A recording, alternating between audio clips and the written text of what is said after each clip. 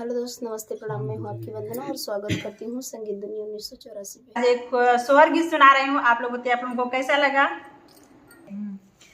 वही जैसा के जानम भइल कहावा बधैया बाजे, कहावा बधैया बाजे हो।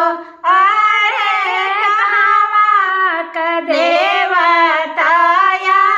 नंद भइले महलिया उठे सोहर महलिया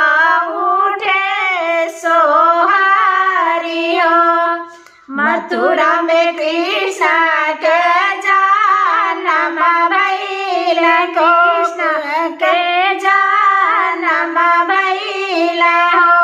अरे गोकुला में बजेला बधैया ललना स्वर्ग। मथुरा में कृष्ण के जन्म भइल, गोकुला बधैया बाजे हो।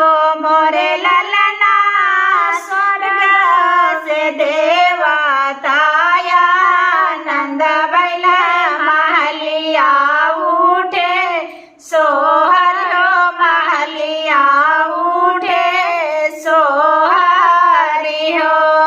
कृष्ण जी के मोटे मोटे बहुआ गड़रिया बाला शोभे, गड़रिया बाला शोभे लाहो। मोरे ललना ठुमकी ठुमकी कृष्ण नाचे हो, देखता निका लागे हो, देखता निका लागे लाहो।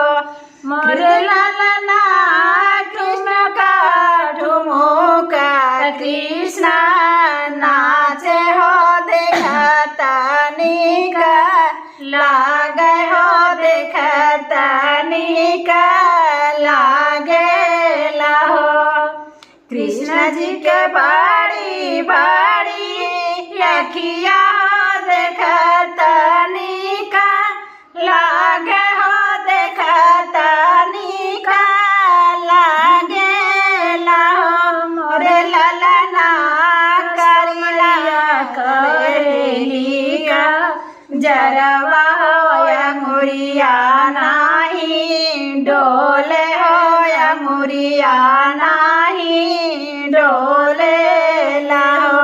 मोरे ललना यशोदाय करेली का जरवा हो, अंगुरिया नाही डोले हो, अंगुरिया नाही डोले लाहो।